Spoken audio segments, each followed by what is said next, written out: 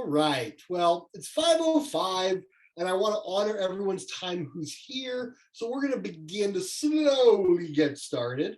While we're doing that, I want to introduce myself very quickly. My name is Eli Weinsweg, and I am the Director of College Pathways for Sonoma and Napa County with 10,000 degrees. But today, we need to talk about LinkedIn, and I'm really excited to do that. So just a few little housekeeping items before we get started. The first is while you made yourself comfortable, I hope you grab something to write with. Not everything in this presentation needs to be taken notes, but there might be a section or something that we do talk about today that you do want to stick in there. So if you wanted to take notes, by all means, please do.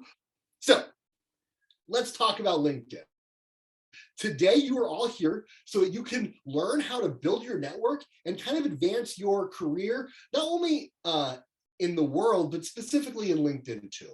And so here are a few of the topics that we're going to cover in today's workshop. The first is we're going to talk about what is LinkedIn, just in case you didn't know. We're going to help define what your professional brand is.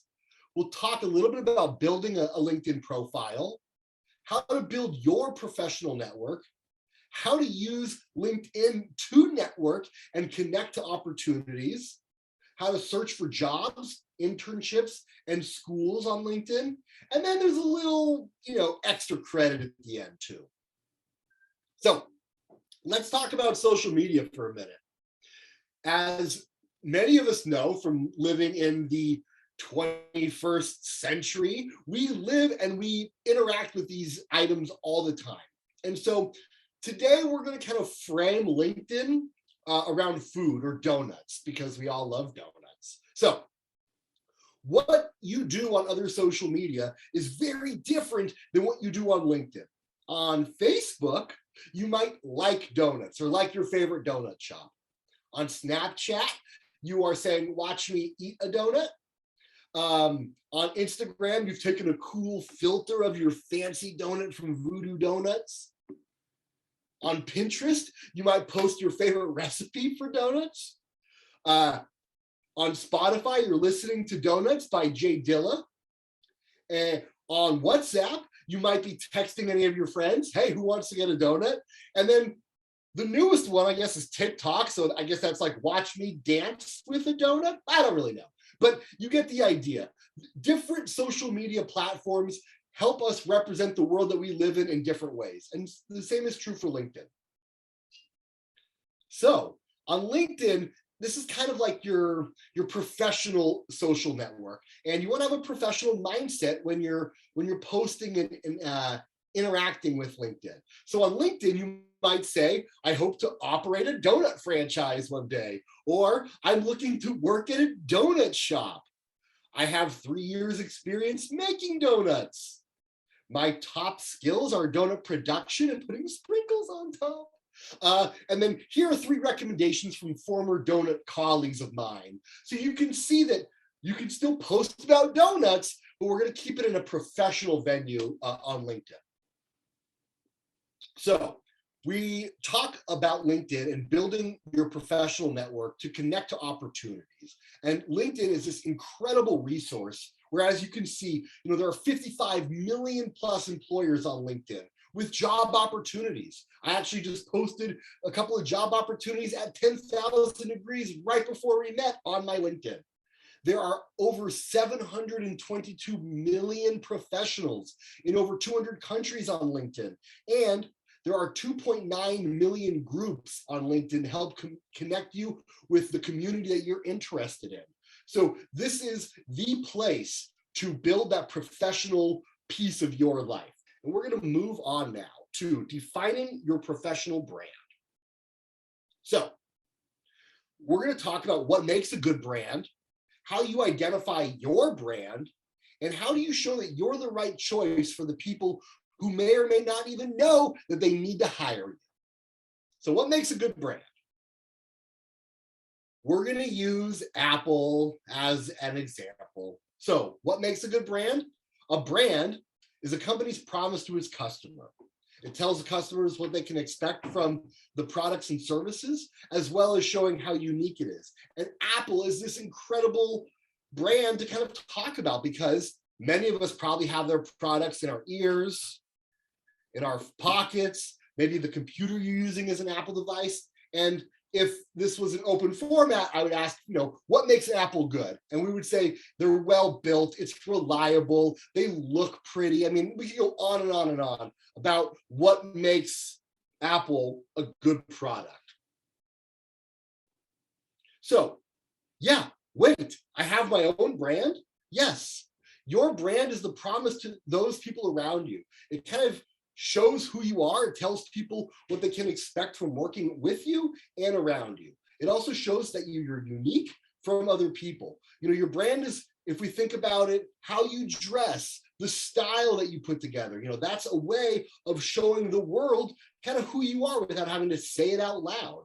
Do you wear Nikes or Chuck Taylors? Are you in Doc Martens? Or are you wearing flip-flops? All these things send messages to people about who we are and how we want to interact with the world. And so it's super important that on LinkedIn, but everywhere professionally, that we kind of pay attention to who we are as a brand and who we are as that human being as well. Your brand is also going to show how you're the right choice for the position that you want or that you're looking for. On LinkedIn, you have to show your skills, where you went to school, your work experience, and maybe some specific skills you learned either from working or from school or from other activities in your life. It's also a great way of connecting with your network. How are you to be around and work with as told by the people you know? Your friends, your colleagues, they can give you references on here. And so it's super important that you're putting out your best foot so that if someone wants to reach out to a connection through your LinkedIn and say, hey, will you tell me about this person? They're gonna have wonderful things to share about you. And then the last piece is that you can also share any other important or pertinent information that you feel the world, the professional world, should see about you. It's also a great way of sharing your values and your goals. So your values being the things that are important to you in life, where you connect with, maybe you volunteered at nonprofits, maybe you're super involved in your religious community. These are important things for people to know sometimes. And also your goals. What are you going to do in 2 years? Where do you want to be in 10 years? Where do you want to be in 30 years? These are things that you can share with people on LinkedIn so they get an idea about who you are, where you're going, and where you want to be. So let's look at how you show that you're the right choice.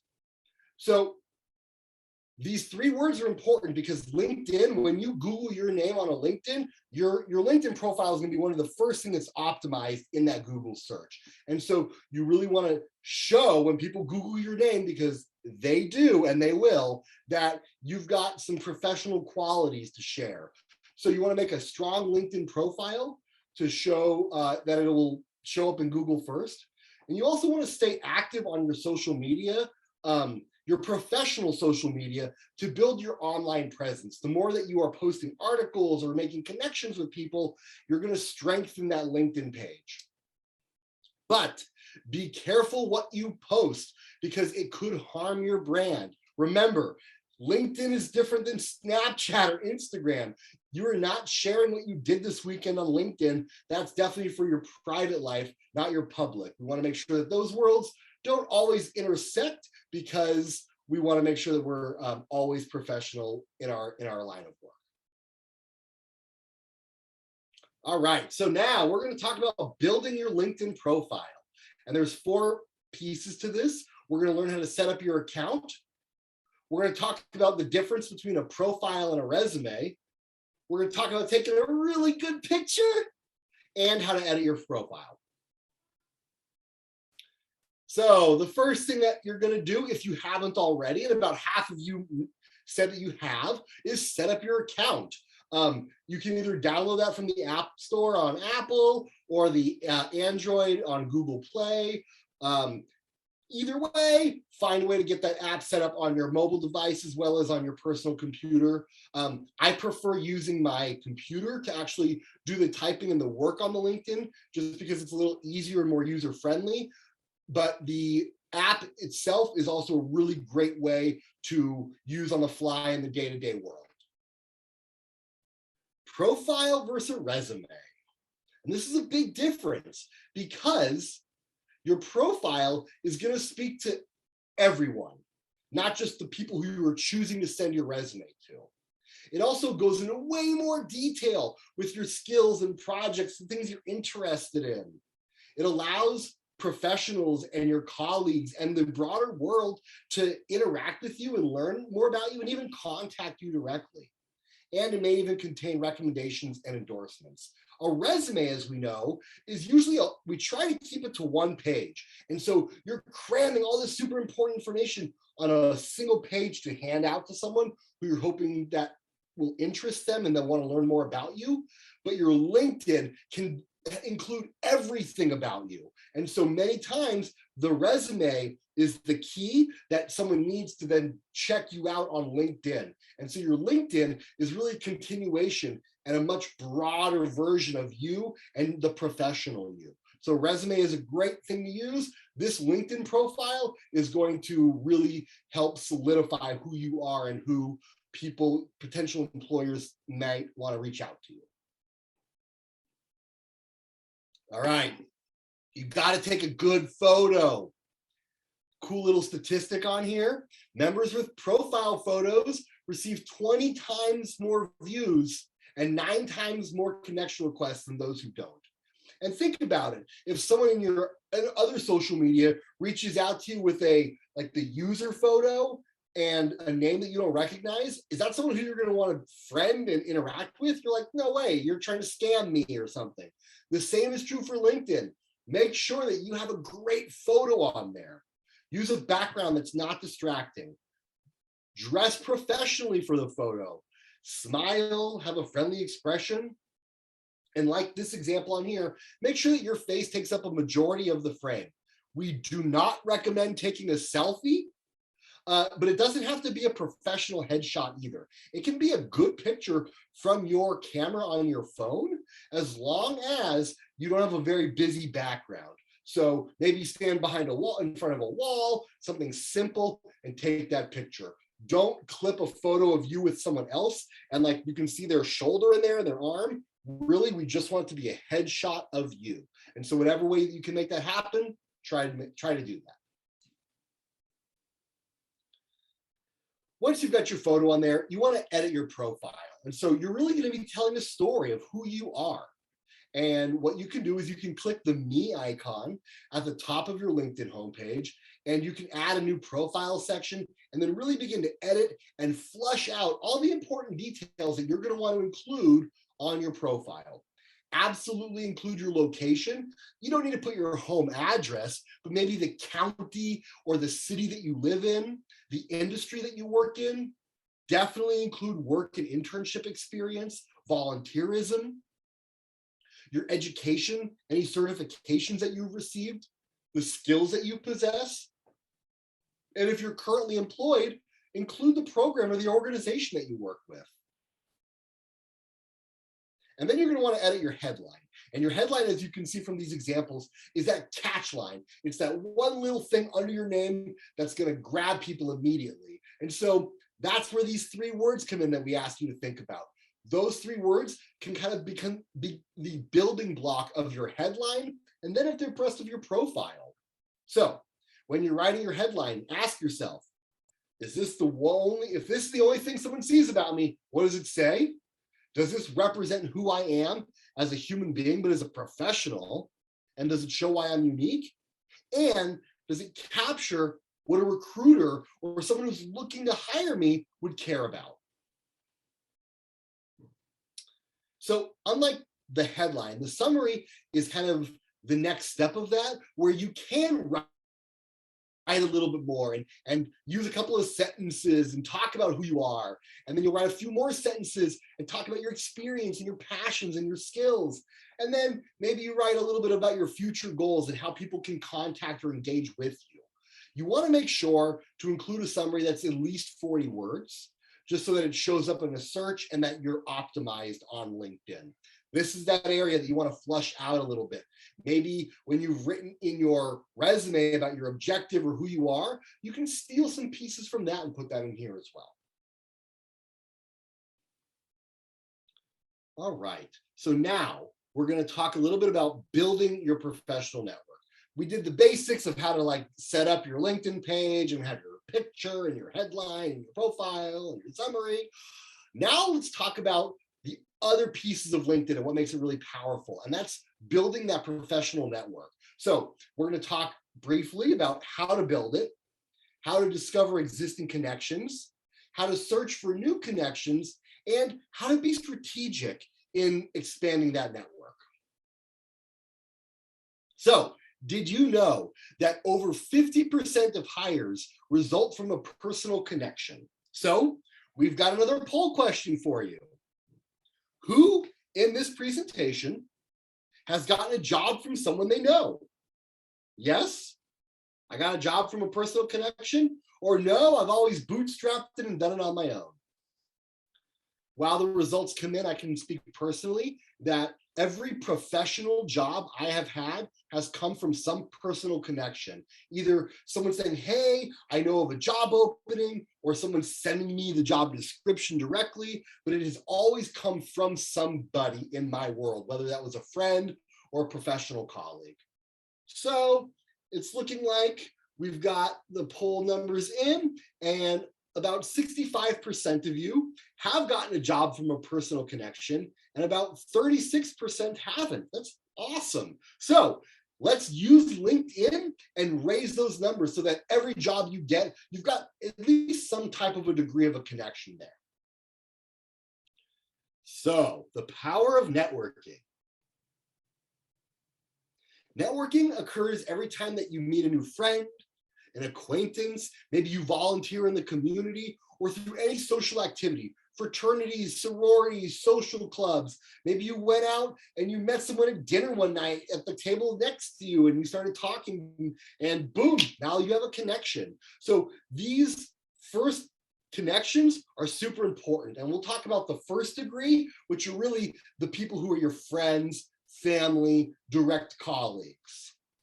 Now, if we look at your second degree of connection, these are people who maybe you have a mutual connection with. Maybe your cousin's best friend, maybe a colleague who used to work with you who left and went to another job, and they have a friend there. And so as you can see, as we grow and as we make more connections, our networks grow and get larger.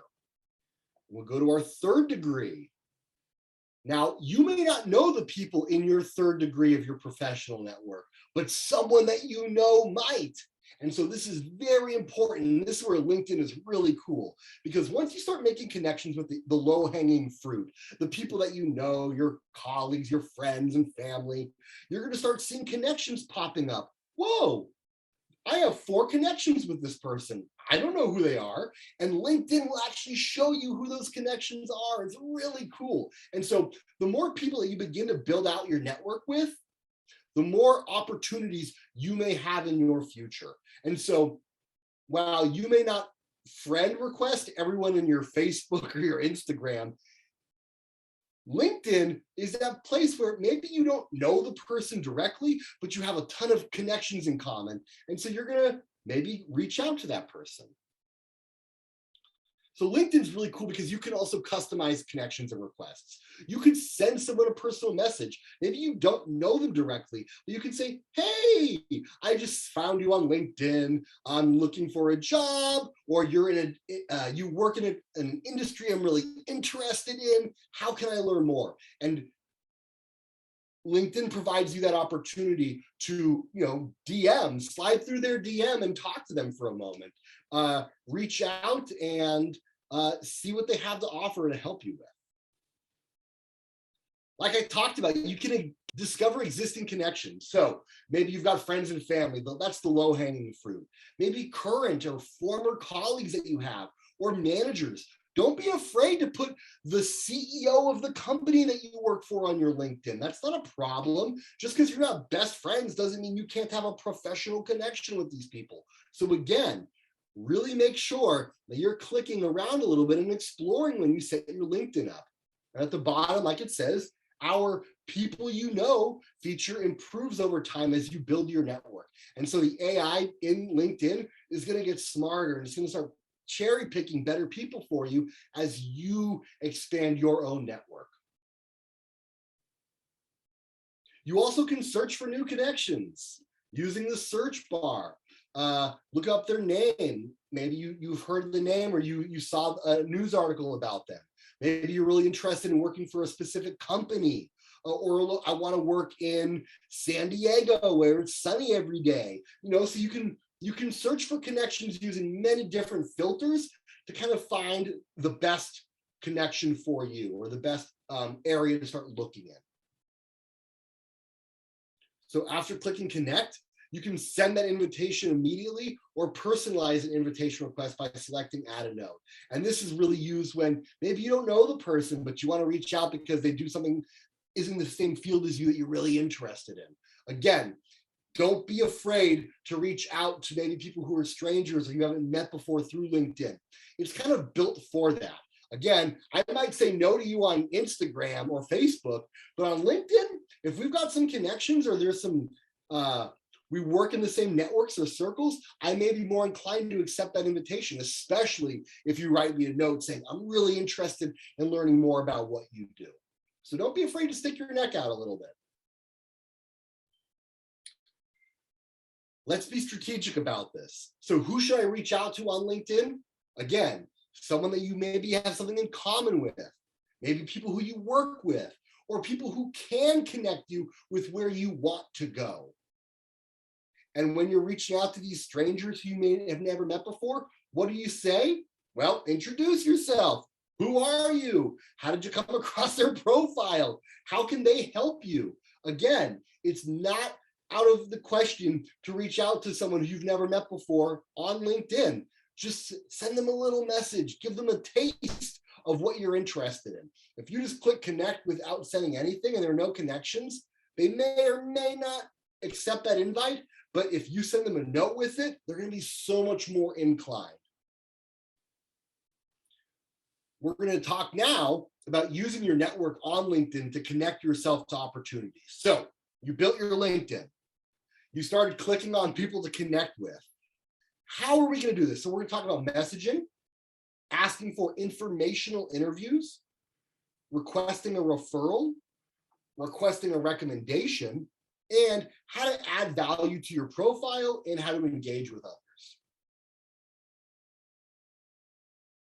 All right, message connections. So like we were just talking about, use the LinkedIn messaging page, use your connection page or their profile to reach out to people. And don't be afraid to do that. But again, send them a little information. Like the little light bulb says, if you don't know the person, explain why you're reaching out.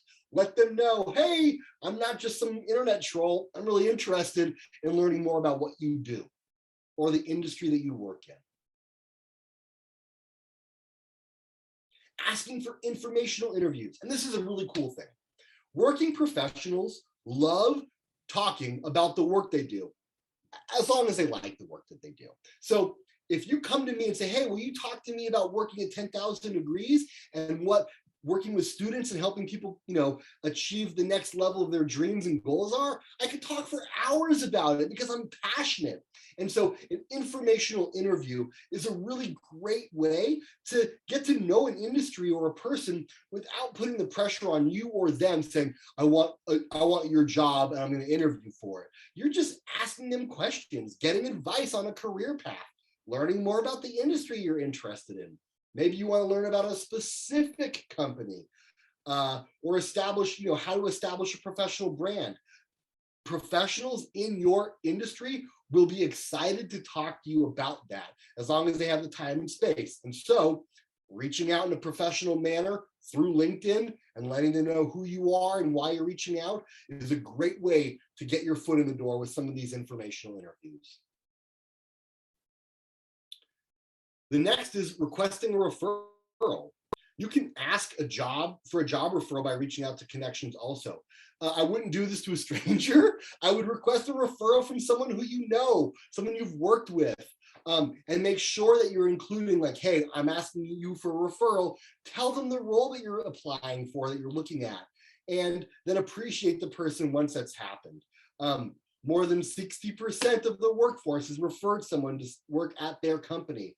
Just like we saw in the poll in here, over 60% of you got a job from a personal connection. It's not out of the woods to ask for a referral. Just make sure, again, that you're being clear about what you're asking for with somebody. Requesting recommendations. So you can request a referral, but you can also request a recommendation. This is a way that you can maybe have your boss, your current or former manager say, yeah, I would recommend this person, a current or former colleague as well. You can ask a friend, but really your friend's weight in the professional world is not nearly the same as someone who maybe managed you or who got to work alongside of you saying, oh yeah, this person was phenomenal to work alongside. They held up their end of the deal. They worked hard, whatever it is that you're looking for a recommendation, but ask your connections, ask your networks for that support. That's what they're there for. And that's what LinkedIn is built for, is to kind of boost up your profile, your resume, so that others, when looking at you, can see, oh yeah, look at all these people who have vouched for you and said, this is a great person to work with. LinkedIn, as we've been talking about, is a great way to add value and engage with your network. And so you can invest time in your connections, requesting informational interviews, liking and share things. Lots of people, once they have jobs, stay active on LinkedIn to connect with professional organizations and other people in the job field as them. So it's not just about getting a job, it's also about maintaining and getting to have other people work with you and collaborate. I'm seeing a few people raise their hand. There's no way to answer questions out loud that you ask, but absolutely, if you want to write questions in the chat, you can do that now or at the end, and we will get to those. So if you have questions, by all means, just throw them in the chat. You can also join groups and exchange insights with school or program alumni. I went to Sacramento State, go Hornets, and there's a huge network of Sac State alum on there. And so sometimes it's fun just to see like, oh, look, someone who I worked with went to Sac State also, and it builds a connection that way too. So there's some kind of fun uses as well. And the last piece is that we can give testimonials and recommendations to others. Maybe a friend of mine's looking for a job, well, I can request or recommend them as well and help kind of lift them up so that others see their profile more readily. Remember, the more you use your LinkedIn, the more optimized it's going to be, and the higher you're going to bump up on that list of people when job recruiters hit search function, San Francisco Bay Area. You're going to rise to the top now because you've been super active. If you've turned on your LinkedIn and then never used it, you may have a harder time having people find you. So post articles, make connections, get a little active on there. All right. Next, we're going to talk about searching for jobs, internships, and schools on LinkedIn. So we're also in this area going to show how you're open to work, how to search for career opportunities, how to create search alerts, how to review jobs you may be interested in, following companies, and like I had talked about a minute ago, exploring schools and finding their alumni. So LinkedIn is really cool because once you've built your profile, you can actually turn on a little feature that says that you're open to work and that you're looking for work.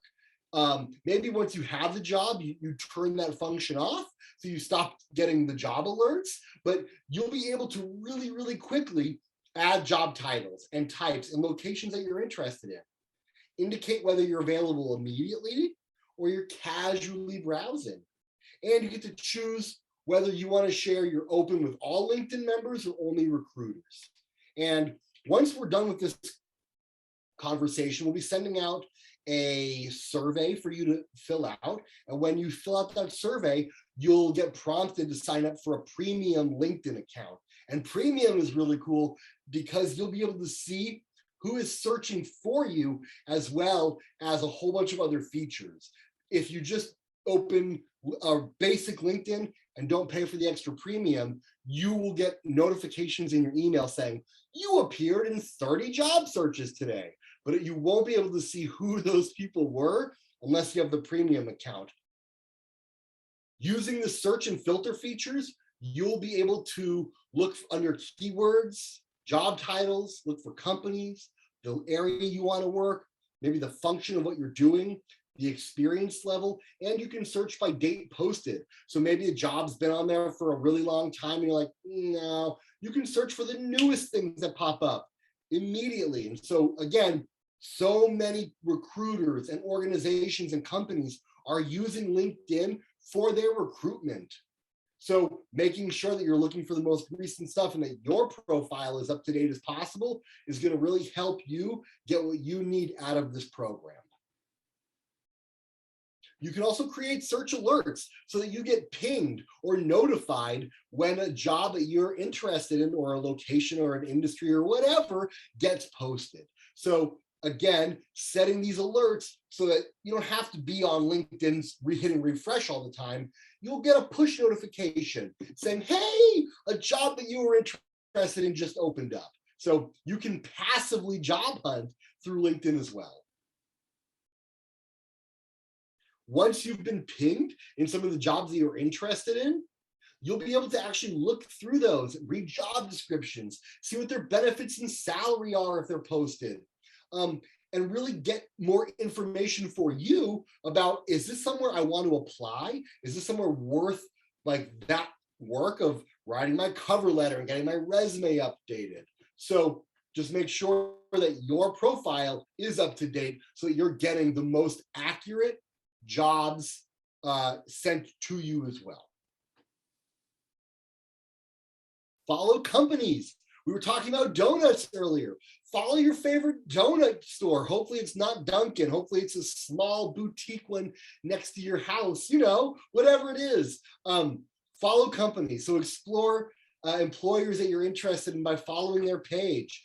Follow other organizations, follow nonprofits that you're passionate about. It doesn't just have to be work. It can be your professional brand. So remember that you really want to make sure that you are building yourself out as a full human being, not just, I just want to work at Starbucks and that's all I'm looking for.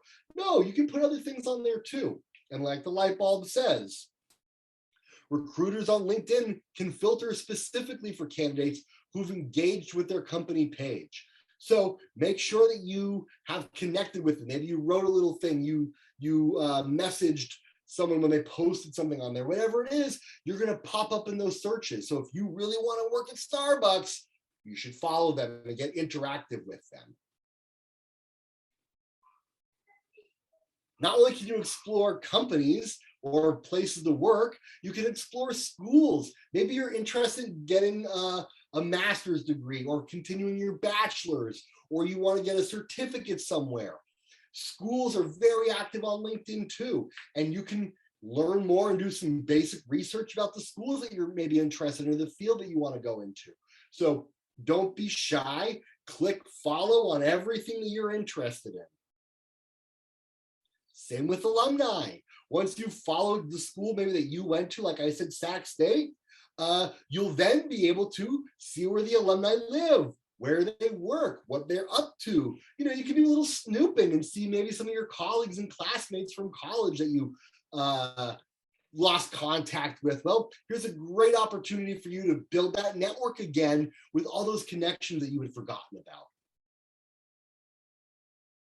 All right, a little extra credit. So quickly, we're going to share some additional features and some guidance to help advance your career. We'll talk about some in-demand skills with LinkedIn Learning, talk about joining groups, and then because we live in the digital age, we must have a moment to acknowledge and talk about privacy. So LinkedIn's cool for all the things that we've been talking about, building connections, working on your profile and your resume and your brand, but they also offer learning. And you can go into LinkedIn and actually learn some skills and add some certificates to who you are professionally through LinkedIn. And with the premium account, many of these things are really easy to access. Say you're not comfortable on Excel and you don't like spreadsheets, but you know, a lot of the jobs I'm going to be looking for are going to be asking you to understand Excel.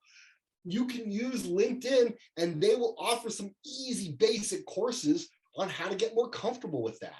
So it's kind of a fun little feature of LinkedIn that I don't think is talked about a lot or used enough. So just remember, you can build some skills for yourself through this portal too. Like I mentioned, you can master some of these critical soft skills. You can learn the latest virtual collaboration. We've all been on Zoom for 2 years. We're all a lot better at some of these tools than we thought we ever would be, but you can even get better through LinkedIn. So just a reminder that this is a wealth of knowledge and resources for you, not just help me get a job that I can forget about. So some of those soft skills we were talking about, you can learn how to interview better. Maybe you're really shy and you don't want to talk to someone you've never met before. Well, they're going to talk about interview prep, especially video interviewing, which, hello, here we are on video. How to have good digital body language. And then you might even be able to practice with some people and they'll give you some behavioral interview questions. And so if you're concerned about, I don't know what questions they're going to ask me at this job interview, here is an opportunity for you to see what some of the very popular questions are to help get you prepared and calm your nerves a little bit. Mentioned this earlier, but we're going to revisit it quickly, and that is join some groups, join professionals in the industry that you're in. Just because you have a job doesn't mean you shouldn't be accessing and using LinkedIn. You're going to connect with alumni maybe. You're going to look at other people maybe in a competing field that you want to see what they're up to, maybe get some of their great ideas. So join groups, get active. It's also a great way to learn more. People are posting articles all the time and resources and links to interesting things. And so the more you use and interact with LinkedIn and the host of accessories on here, you're really just going to do yourself a professional favor. All right, privacy settings, super important. If you click on the me icon at the top of your page, you'll see the drop-down menu and go to settings and privacy. You can change the language you use, your password, your notifications. But it's also really important to make sure that you've set this up in a way that you're comfortable with, because at the end of the day, this is your digital self out in the world. And if you want to really lock it down, you have every right to do that. All right. So that is the end of the formal part of our presentation, but I am here to answer any questions that any of you would like to pose in the chat. So here's a question. Regarding Starbucks, what if you want to organize your workplace, but interacting with the page with regards to something like that publicly might get you reprimanded or fired? Ooh, all right, good question. So LinkedIn, again, is this professional place. And so while you may want to work on organizing, LinkedIn may not be the safest place for you to do that. That's probably best used in another social media outlet. But you could use the connections that you have found through your connection on LinkedIn to maybe find those people on Facebook. But you do need to be careful with LinkedIn and all of your social media practices in making sure that you are being professional and staying kind of within the lines of what's expected at your work. Obviously, with organizing, that is a professional activity, but as we know, sometimes the employers are pushing back against that, and so you want to be careful that you're not going to put yourself or anyone else at risk. Here we go. Here's another question. Should we include a file of our resume on the profile? You absolutely can, but you don't have to. You know, your profile on LinkedIn is built in a way where someone should be able to read through that and not need to see your resume, but you could absolutely put it on there. Oftentimes people will ask for your resume too. So it's fine to have that as a PDF already. And then if someone reaches out to you, just in your attachment, send that off as well. Here's another question. How do we insert a LinkedIn profile into our physical resume? Is it available to insert to the resume? Yeah, so you could copy the link and put the hyperlink in there as that. You could also do a QR code, which is a really clever way of doing things. But I would highly encourage you to put your LinkedIn link somewhere on there. You could even just say, I have a LinkedIn profile, because if you're using your given name, they'll be able to easily find you on LinkedIn too. And you should just assume that every single employer, when you give them your resume, they're going to Google. I've hired over 100 human beings in my professional life. It's the first thing I do. I go to Google. I'm going to Google their name. Yeah, I'm going to look at your LinkedIn, but I'm also checking what's on your Instagram and your Facebook and your Pinterest or whatever, because I want to make sure that the person I'm hiring kind of understands that maybe they shouldn't be posting pictures of them partying every weekend. That's not the best place to put that information. So be very careful with your digital footprint. As many of you know, once you hit enter or send, you can't take that back ever. It lives in the cloud or somewhere. So you want to make sure what you are putting out into the world is something that you wouldn't worry about your grandma seeing. I used to be a teacher, and that's kind of the rule I talked with my students about is, if you don't want grandma or grandpa seeing it, should you be posting that on social media? So it's just a good question to ask yourself. Another question. Is it possible to get a recommendation from a former supervisor even though they don't have a LinkedIn?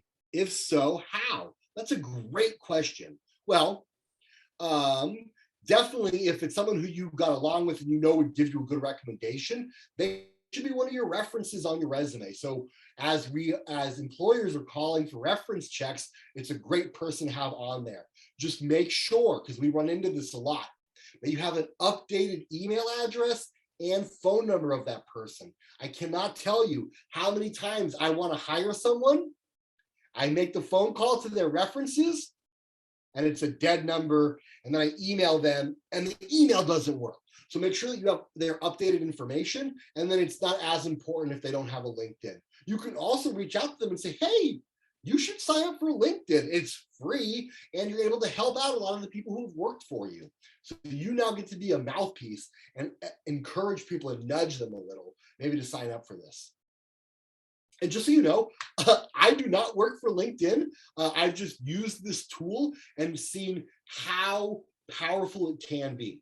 I'm an employee of 10,000 Degrees, but we use this a lot. And so it's really a nice way to help get what we need from the professional world. All right, here's another question. Can individuals add experiences from high school? Of course. Yes, if you're on the varsity swim team, I want to know about that. If you're in leadership, student government, speech and debate, whatever, yes, absolutely, you need to include those because those are skills. Those are things that we're looking for. Not everyone has had an opportunity to work, but everyone has had an opportunity to kind of jump into the deep end with some of these activities. So yes, please share the accolades and the cool things that you've done in high school, especially volunteering. Volunteering is the #1 way for high school students without job experience to show that you're ready for a job. Because nonprofits oftentimes use volunteers and teenagers to do a lot of the work. Well, you could get a recommendation from the director or the CEO of that nonprofit, and you could step foot into many jobs. So absolutely, add your high school experiences. Yeah, and leave them on there even after you graduated. I have on my resume some of the things I did in high school because I worked in schools and people want to know about that. It's interesting. All right, here's another one. These are great questions, everybody. How often should we update our resume and cover letter? So your resume should be updated every time a professional thing happens to you that you want to add in there. Anytime that you have a new skill or a new job, put that in. The cover letter is interesting. Your cover letter really should be tailored to the place that you're trying to apply to. So maybe the body of the letter is kind of the same, and you just want to tailor maybe the introduction and the conclusion a little bit. Those should be changed every time that you apply for a new job. But the bulk of it doesn't have to change too much as long as your skills haven't changed. If you have a cover letter from 3 years ago and you've been working and you have a whole bunch of new things to put in there, include that, absolutely. And it's really easy to update it on LinkedIn because it's like clicking a box. The cover letter, it takes a little longer. So you don't really need to update the cover letter until you're ready to apply for a job or for a new job. So at that time is when I would go back and maybe review and update and edit your older cover letter. The resume, again, update it as needed. But you don't want to forget things. Maybe you didn't need to update your resume for 5 years. Still super important to get some of those skills there because maybe you won't remember what happened 5 years ago. Next question. Should we include awards that we got in high school, such as MVP? Is it relevant to show, even if it's been a long time? I think that on LinkedIn, it's a great place to do that. And again, it really depends on the job that you're looking for. If you are applying for a job as a camp counselor for a sports camp, yeah, I think putting MVP would be huge. It also says a lot about how you are as not only an athlete, but also as a leader too. MVPs are most valuable, maybe not just because of their skills, but how they are as a leader. And so I think that including something like an MVP is totally fine.